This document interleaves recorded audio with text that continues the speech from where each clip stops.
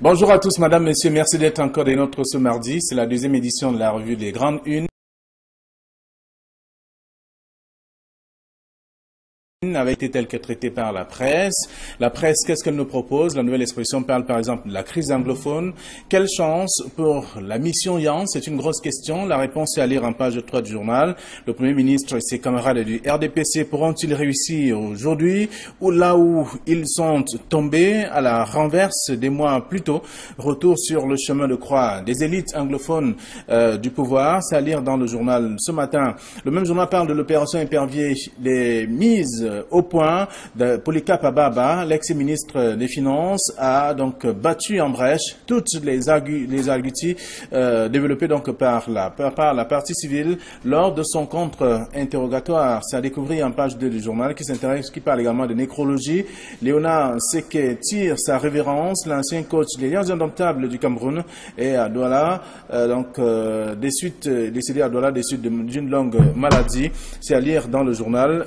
La Nouvelle Expression de ce matin. Le journal Paul Crévision parle donc de corruption au ministère des Finances, les acteurs et les modes opératoires. La cellule ministérielle de lutte contre la corruption du ministère des Finances, dont le GICAM est membre de par son implication dans le monde des affaires, a réalisé donc en fin 2016, début 2017, avec l'appui de Transparency International Cameroun, une étude sur les pratiques de corruption dans un certain nombre de services au ministère des Finances, notamment dans les services des impôts, des douanes, du trésor public et du budget. L'étude a également identifié les acteurs et même les modes opératoires. C'est à lire en page 10 du journal, disponible dans les kiosques ce matin. Le même journal s'intéresse aussi à la crise anglophone avec la décentralisation, qui est donc la solution, selon bien entendu Honoré César Ngomon, qui est jeune et dynamique, militant du RDPC, promoteur de J'aime le Cameroun. C'est à lire dans le même journal disponible ce matin. Et toujours dans les kiosques aussi, ce deuxième jour de la semaine, il y a des sujets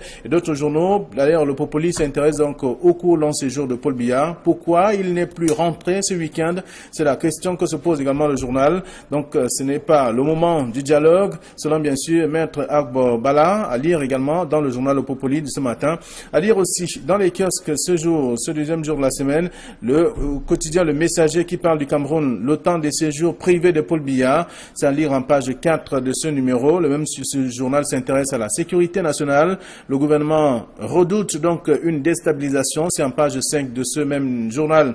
Le journal Le Quotidien de l'économie qui est dans les kiosques parle donc de la tontinière placée donc sous administration provisoire. C'est à lire dans le journal en page 6 et aussi d'autres sujets que vous pouvez découvrir en faisant un tour dans les kiosques ce matin.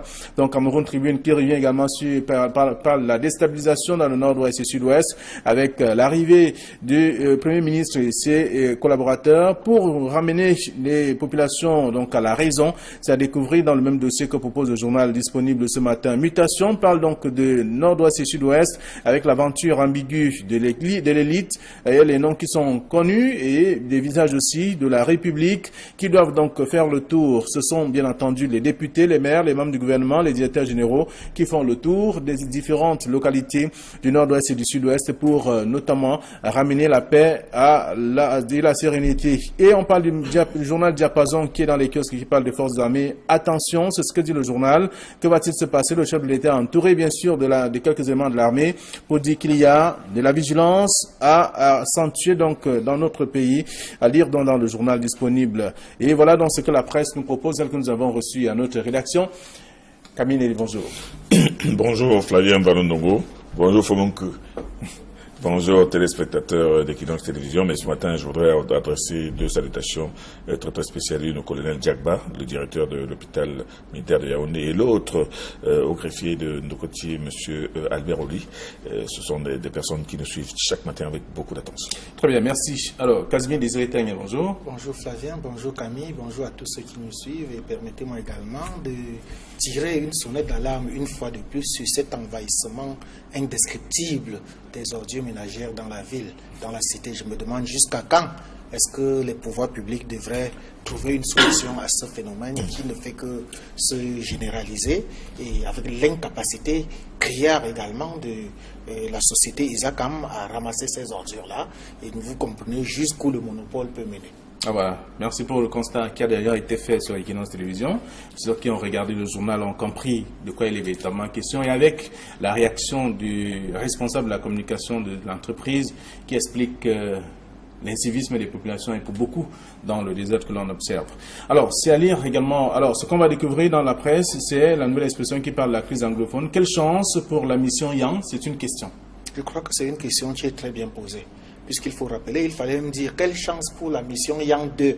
Parce que c'est la deuxième mission que Yang, le Premier ministre Philémon Yang est en train de mener dans les régions du nord-ouest et du sud-ouest. Et il avait déjà mené une première mission qui avait connu un échec cuisant au mois de décembre de l'année dernière. Et je crois, j'ai l'impression que, puisqu'il est descendu sur haute instruction du chef de l'État, nous avons d'ailleurs lu la lettre de mise en mission que le chef de l'État lui a adressée, et nous espérons que cette fois-ci ce sera la bonne, parce que au moins il se serait dégagé autour de lui tous ces personnalités qui l'encombrent, et qui empestent l'air, qui ne sont pas toujours la bienvenue et qui sont d'une impopularité indescriptible du côté du nord-ouest. Cette fois au moins, je crois que ayant pris la peine de se débarrasser de ces personnalités-là, on peut lui accorder un minimum de crédit par rapport à cette mission. Mais également, il y a sur le terrain, il y a qu'il est sur le terrain et qu'il n'est pas seulement en train de chercher la haute sphère, les hautes personnalités. Il est en train de rencontrer jusqu'au Ben Skinner, c'est-à-dire les mototaximens et pratiquement toutes les classes. Aujourd'hui, il doit rencontrer les chefs supérieurs et les maires. Donc vous comprenez que pour une fois, il y a quand même des conclusions positives par rapport au premier échec, et nous donnons un tout petit peu de crédit. Vous voulez dire qu'il y a de l'espoir. Même si ce n'est pas cela qu'on attendait du dialogue, parce qu'il faut bien dire qu'on voulait un dialogue qui implique toutes les forces vives de la nation. Maintenant, on a choisi quelques apparatchiks du pouvoir pour les amener dialoguer avec certaines classes. Espérons que ça va porter et que ça va ramener la paix que tout le monde attend. Alors, l'aventure ambiguë de l'élite du nord-ouest et sud-ouest, c'est le grand titre de mutation ce matin. Et en même temps, quand on lit également la nouvelle expression, mais qui pose juste une question: quelle chance pour la mission Yang? Moi, je pense que la réponse de la question de la nouvelle expression se trouve à la une de mutation. C'est-à-dire que c'est une aventure ambiguë, pour revenir à ce livre de Tchèque Midoukan. C'est une aventure ambiguë parce qu'on se demande bien ce qu'est allé chercher Philémon Yang dans le nord-ouest et dans le sud-ouest. Quand on lit les journaux anglophones ce matin, on verra des titres du genre les villes mortes attendent Yang.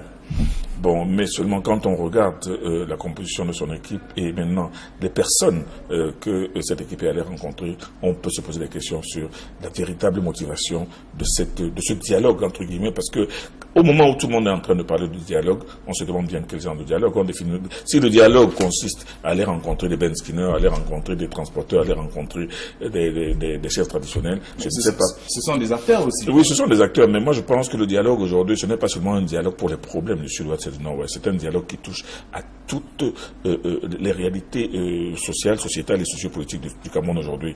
Vous voyez, on a plutôt l'impression que c'est une équipe du RDPC qui est en train d'aller en pré-campagne pour dire que n'oublie pas que les élections, c'est dans quelques mois. Il ne faut pas commencer à faire des bêtises. Non, le dialogue aujourd'hui tel que nous le voulons, nous voulons un dialogue franc. Nous voulons un dialogue qui parle. Tout le monde est en train de parler de décentralisation. Tout le monde est en train de parler de fédéralisme. Les autres sont en train de parler de fédération. Mais il faut très bien qu'on se mette d'accord. Il faudrait surtout qu'on se mette d'accord sur cette constitution qui n'est pas appliquée depuis 1996. Moi, je pense que le dialogue doit commencer par là. Et maintenant, le dialogue va ressasser toutes les frustrations et toutes les attentes des Camerounais par rapport à la situation explosive. Parce que la situation du Cameroun, elle est latente, mais elle est explosive. C'est-à-dire, on sent qu'il y a un trop-plein qui peut exploser à tout moment. Donc, on ne nous fasse pas croire que le Premier ministre qui est descendu au mois de décembre avec une équipe pour aller organiser un meeting au moment où Bamenda était en ébullition. On a vu ce qui s'est passé. On a vu les tenues du RDPC qui ont été brûlées. On a vu comment même les membres de son équipe ont été pourchassés par des gens avec des lattes. Donc, la question que l'on se pose, elle est légitime, elle est normale. La nouvelle expression fait bien de se poser la question. Quelles sont les chances de cette mission qui s'en va?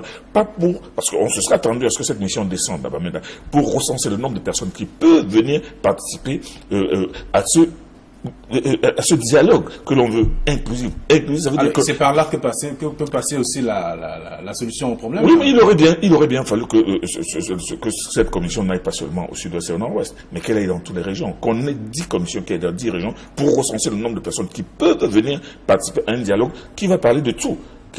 Parce que le problème, ce n'est pas le problème anglophone seul qui constitue le centre des frustrations de ce pays aujourd'hui, c'est tout ce qui est autour, notamment la décentralisation, la forme de l'État et même l'élection présidentielle, les élections qui arrivent dans quelques mois.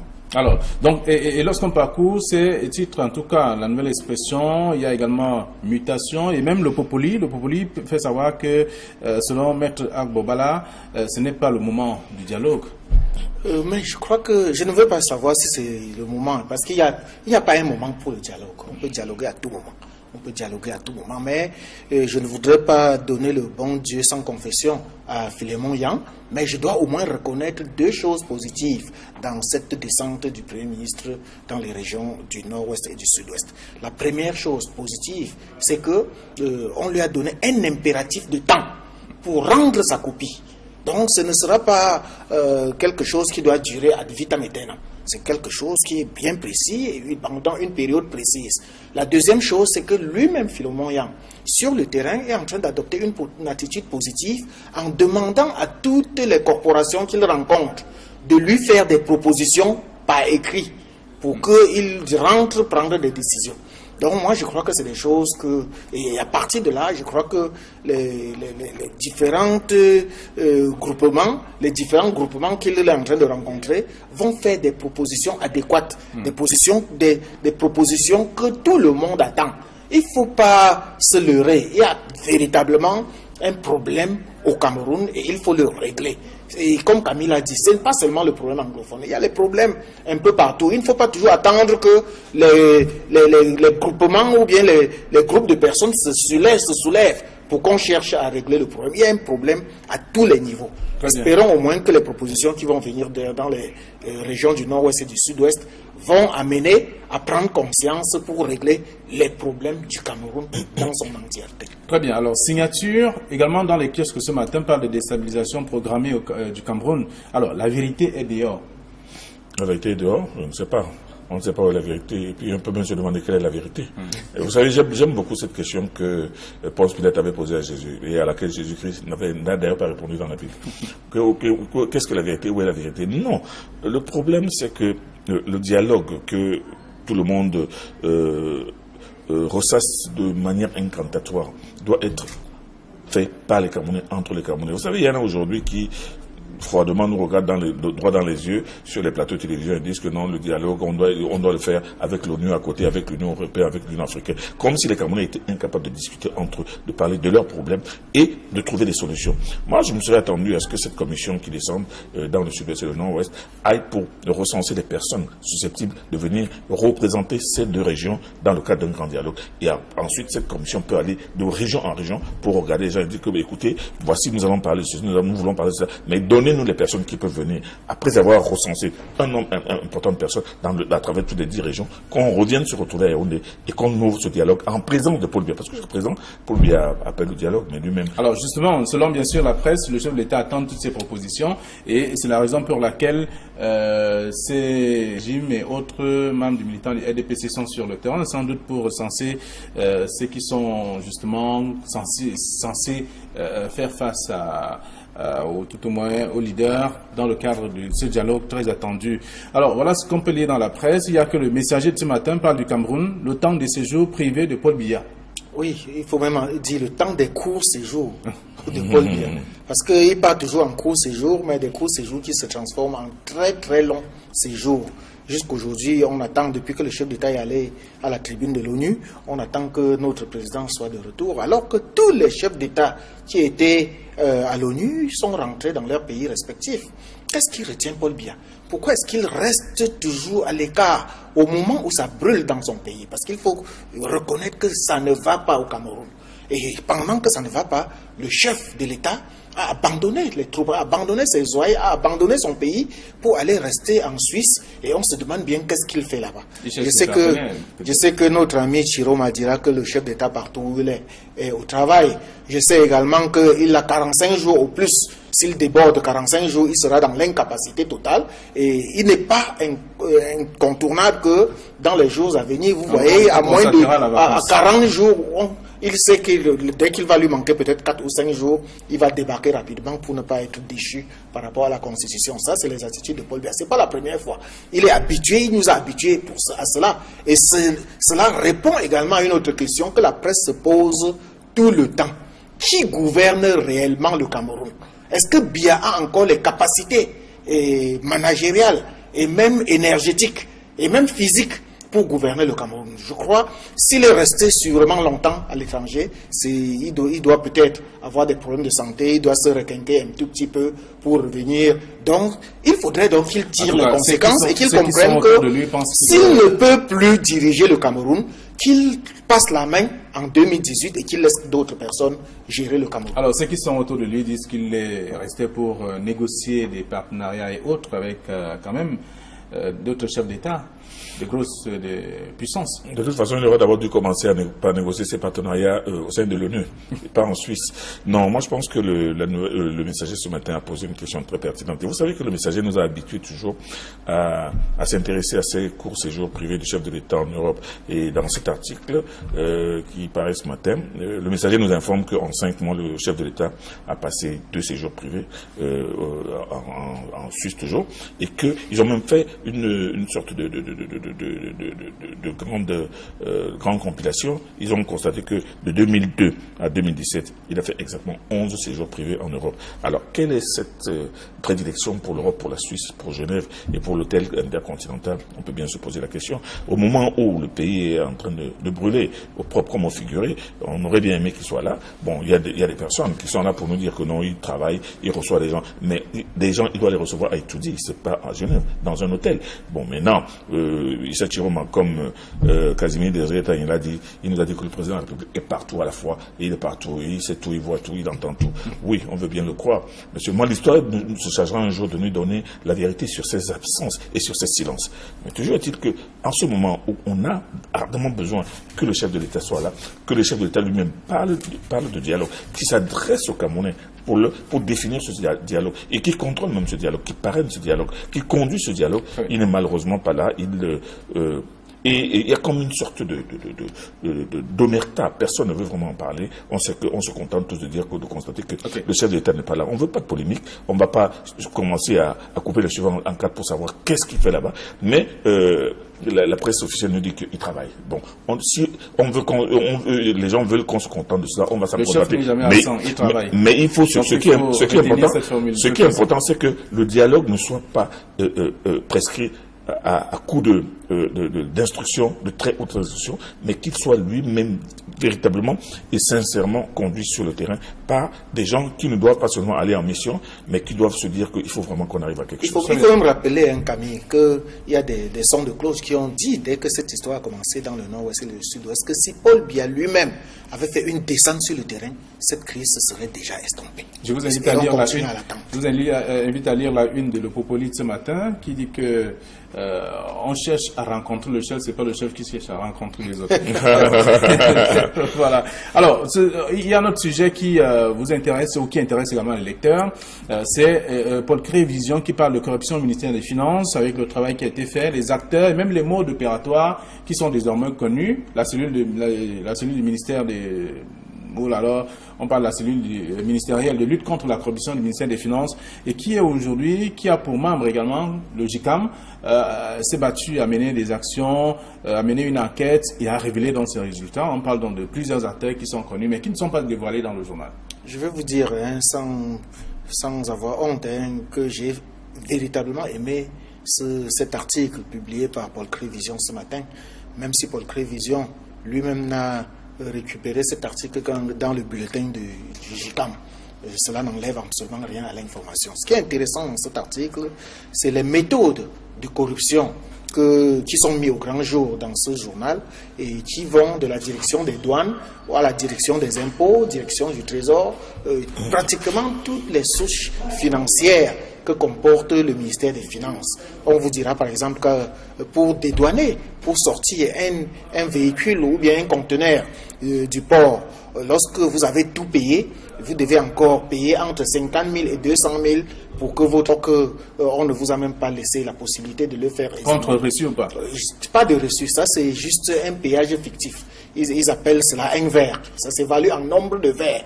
Donc on vous dit, vous devez payer 5 verres. Un verre équivalent à 10 000 francs. Donc quand on vous dit, vous devez payer 10 verres, vous comprenez de quoi il s'agit. Et à cela, il faut ajouter les 30%, les méthodes de 30% lorsque vous allez faire payer une facture à la direction générale des impôts, ou bien lorsque vous allez vous faire payer pour une prestation.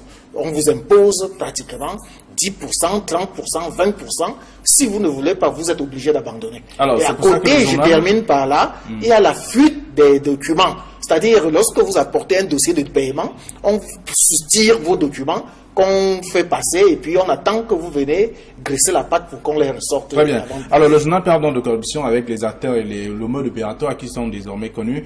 Donc, c'est dans le numéro de ce matin. Les secteurs sont bien ciblés. On parle du trésor public, du budget et bien sûr de la douane, des impôts.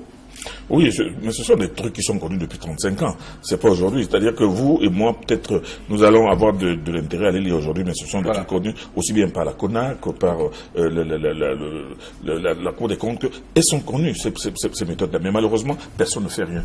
On sait comment les inspecteurs, les grands patrons des douanes, les grands patrons des impôts s'enrichissent et avec une richesse à crever les yeux, mais on sait très bien que c'est pas l'argent qu'ils gagnent. Donc, c'est une bonne information que le public le sache, mais malheureusement... Le peuple peut, en tout cas les téléspectateurs peuvent lire également ce qui est dans le journal Paul Prévision. Merci à vous, chers messieurs. Bon retour à vos différentes rédactions. Ces informations sont dans les kiosques. Vous faites juste un tour et vous serez au parfum de l'actualité. Bonne journée. À demain 9h30. Au revoir.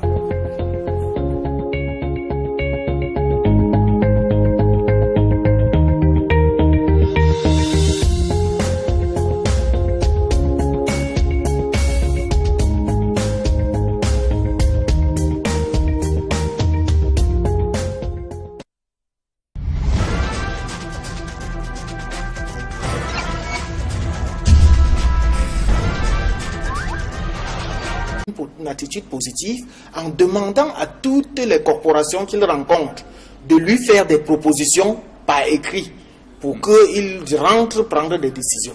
Donc moi je crois que c'est des choses et à partir de là je crois que les différents groupements qu'il est en train de rencontrer vont faire des propositions adéquates, des propositions que tout le monde attend. Il ne faut pas se leurrer. Il y a véritablement un problème au Cameroun et il faut le régler. Et comme Camille a dit, ce n'est pas seulement le problème anglophone. Il y a les problèmes un peu partout. Il ne faut pas toujours attendre que les groupements ou bien les groupes de personnes se soulèvent pour qu'on cherche à régler le problème. Il y a un problème à tous les niveaux. Espérons au moins que les propositions qui vont venir dans les régions du nord-ouest et du sud-ouest vont amener à prendre conscience pour régler les problèmes du Cameroun dans son entièreté. Très bien. Alors, signature, également dans les kiosques ce matin, parle de déstabilisation programmée du Cameroun. Alors, la vérité est dehors. La vérité est dehors? Je ne sais pas. On ne sait pas où est la vérité. Et puis, on peut même se demander quelle est la vérité. Et vous savez, j'aime beaucoup cette question que Ponce Pilate avait posée à Jésus et à laquelle Jésus-Christ n'a d'ailleurs pas répondu dans la Bible. Qu'est-ce que la vérité? Où est la vérité? Non.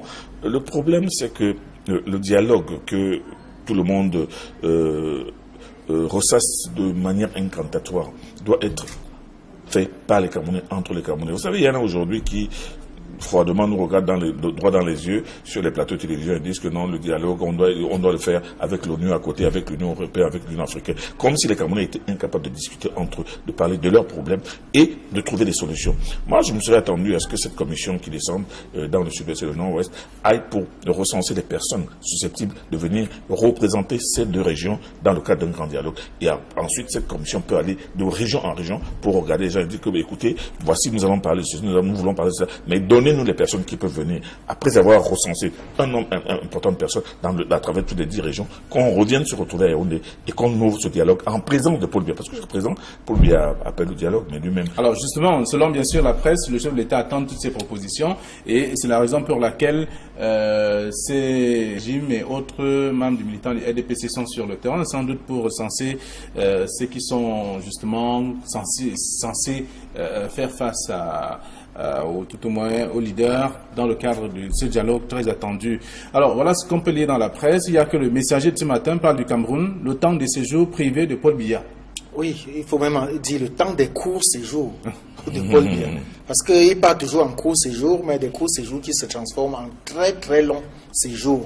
Jusqu'aujourd'hui, on attend depuis que le chef d'État est allé. Le quotidien Le Messager qui parle du Cameroun, le temps des séjours privés de Paul Biya, c'est à lire en page 4 de ce numéro. Le même ce journal s'intéresse à la sécurité nationale. Le gouvernement redoute donc une déstabilisation. C'est en page 5 de ce même journal.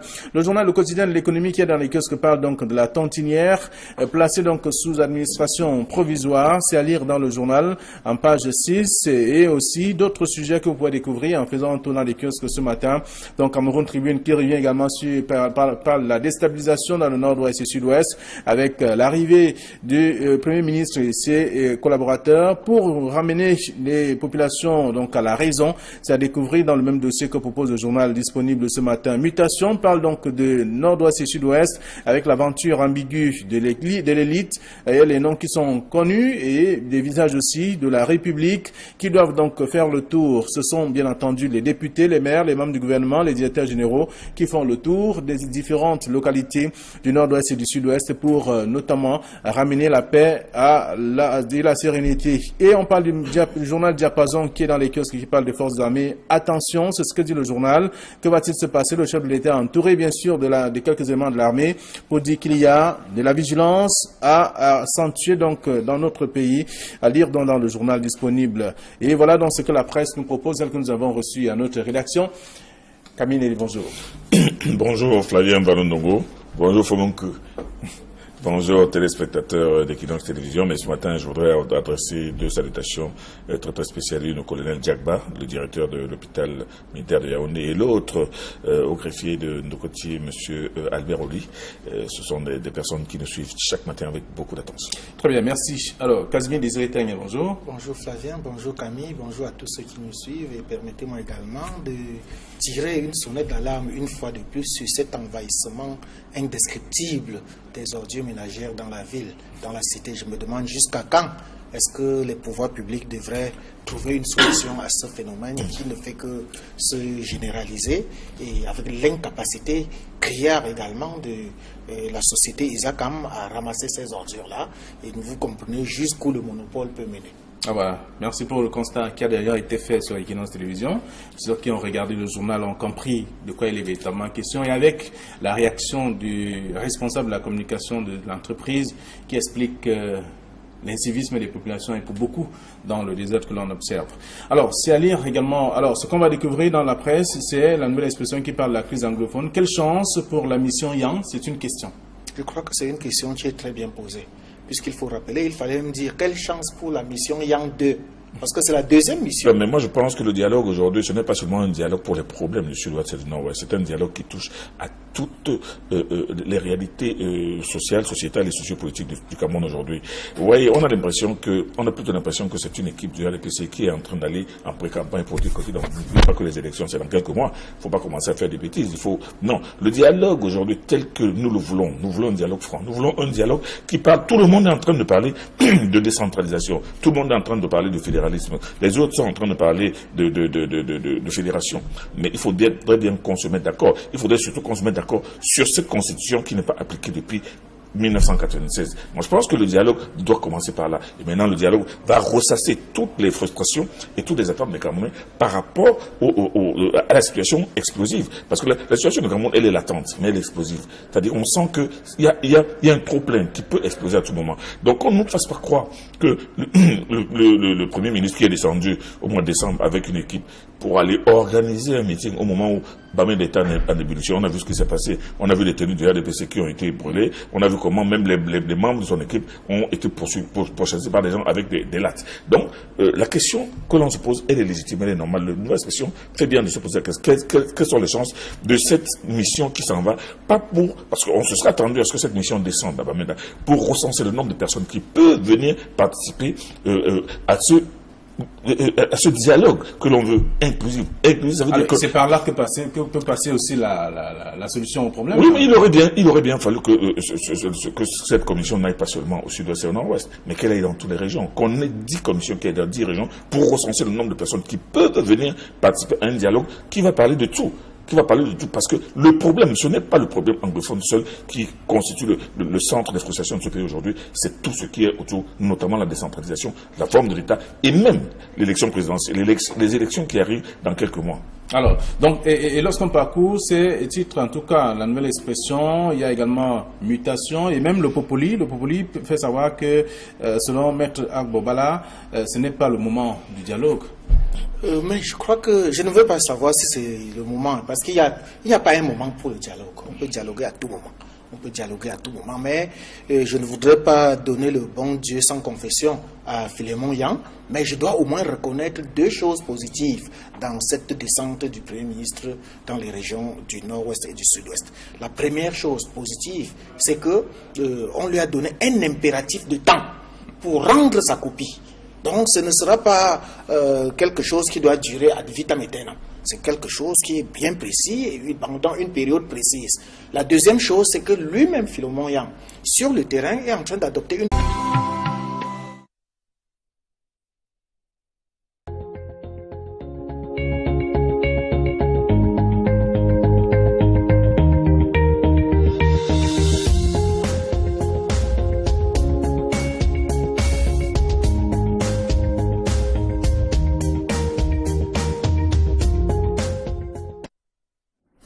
Bonjour à tous, madame, messieurs, merci d'être encore des nôtres ce mardi. C'est la 2e édition de la revue des Grandes Unes.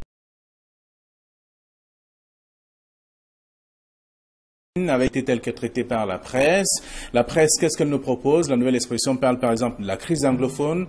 Quelle chance pour la mission Yang? C'est une grosse question. La réponse est à lire en page 3 du journal. Le Premier ministre et ses camarades du RDPC pourront-ils réussir aujourd'hui ou là où ils sont tombés à la renverse des mois plus tôt?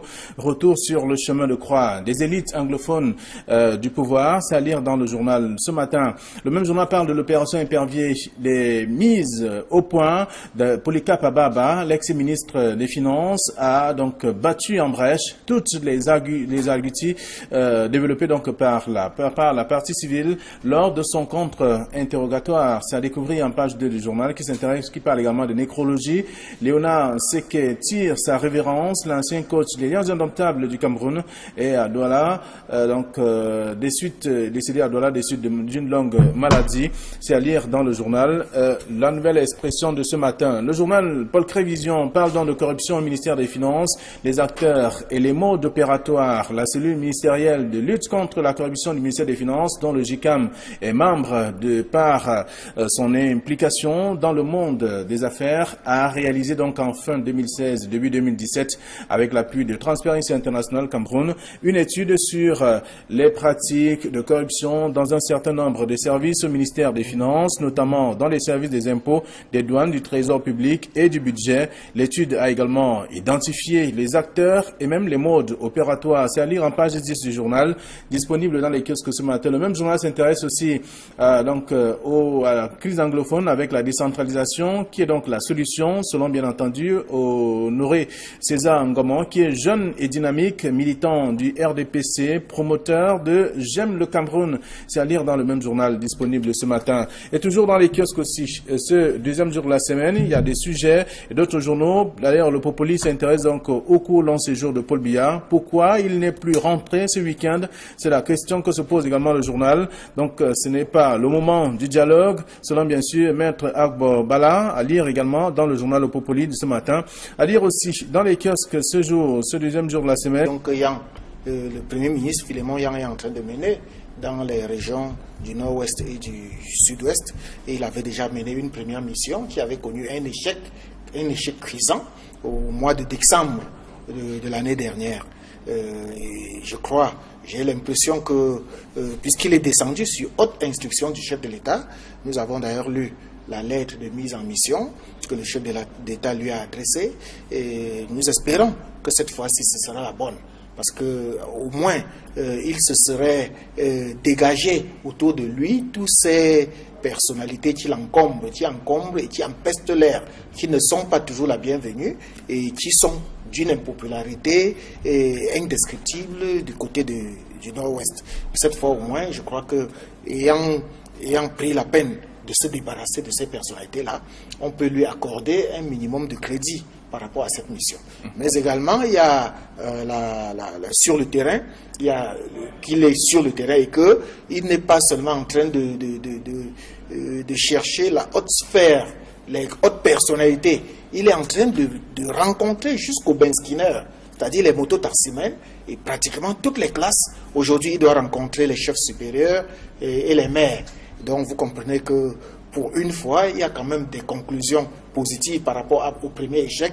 Et nous donnons un tout petit peu de crédit. En tout cas, vous voulez dire qu'il y a de l'espoir. Même si ce n'est pas cela qu'on attendait du dialogue. Parce qu'il faut bien dire qu'on voulait un dialogue qui implique toutes les forces vives de la nation. Maintenant, on a choisi quelques apparatchiks du pouvoir pour les amener dialoguer avec certaines classes, espérant que ça va porter et que ça va ramener la paix que tout le monde attend. Alors, l'aventure ambiguë de l'élite du Nord-Ouest et Sud-Ouest, c'est le grand titre de mutation ce matin. Et en même temps, quand on lit également la nouvelle expression, mais qui pose juste une question, quelle chance pour la mission Yan? Moi, je pense que la réponse de la question de la nouvelle expression se trouve à la une de mutation. C'est-à-dire que c'est une aventure ambiguë, pour revenir à ce livre de Tchèque Midoukan. C'est une aventure ambiguë parce qu'on se demande bien ce qu'est allé chercher Philemon Yang dans le Nord-Ouest et dans le Sud-Ouest. Quand on lit les journaux anglophones ce matin, on verra des titres du genre les villes mortes attendent Yang. Bon, mais seulement quand on regarde la composition de son équipe et maintenant les personnes que cette équipe est allée rencontrer, on peut se poser des questions sur la véritable motivation de ce dialogue, entre guillemets, parce que au moment où tout le monde est en train de parler du dialogue, on se demande bien quel genre de dialogue on définit. Si le dialogue consiste à aller rencontrer des Ben Skinner, à aller rencontrer des transporteurs, à aller rencontrer des chefs traditionnels, je ne sais pas. Ce sont des acteurs aussi. Oui, ce sont des acteurs.